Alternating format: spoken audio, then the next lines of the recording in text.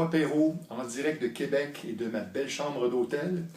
Et aujourd'hui, je vais vous faire un petit blog vidéo que vous trouvez maintenant sur mon site benoitperrault.ca. Je vais tenter de faire ça une fois par semaine, partager avec vous des défis que je rencontre avec des clients sur une foule de sujets, mais plus précisément l'expérience client, évidemment, la gestion du changement, la créativité, bref, des sujets qui vous passionnent.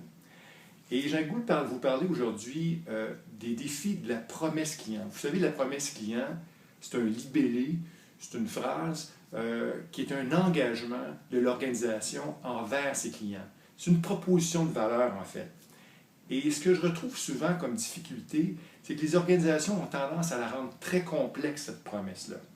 Et je vais vous donner 3 petits trucs qui m'apparaissent essentiels pour bien réussir une promesse. Dans un premier temps, vous devez identifier des attributs, une manière d'être. Un attribut, c'est une manière d'être. Des attributs qui reflètent bien votre personnalité actuelle. C'est-à-dire, si vous êtes réputé pour être fiable, pour être courtois, pour être dynamique, c'est des attributs qui vous différencient. Donc, c'est bien important de les identifier. Ça fait partie de votre personnalité de service. Mais un petit conseil, pas plus que 3 ou 4 attributs. Parce que si on a trop d'attributs, c'est comme si quelqu'un avait trop de qualités. À un moment donné, ça devient un peu lourd à gérer tout ça.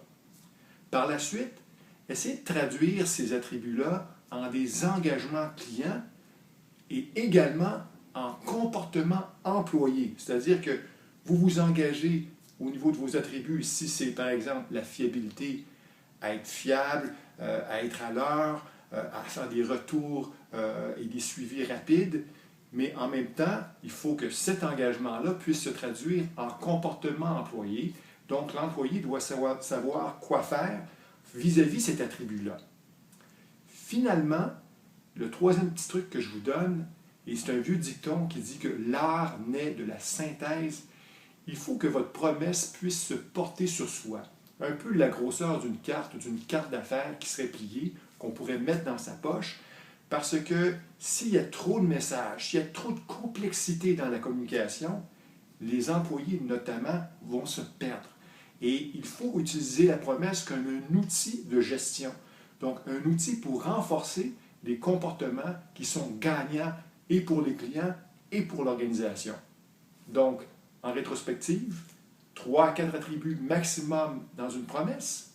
Traduisez ces attributs-là en engagement client, mais aussi en comportement employé qui sont désirés. Et finalement, on gagne d'avoir une très grande synthèse de ça pour qu'on puisse retenir l'information, les attributs et la promesse. J'espère que cette petite capsule vous a plu et vous a aidé. Et je vous revois bientôt à benoitperrault.ca.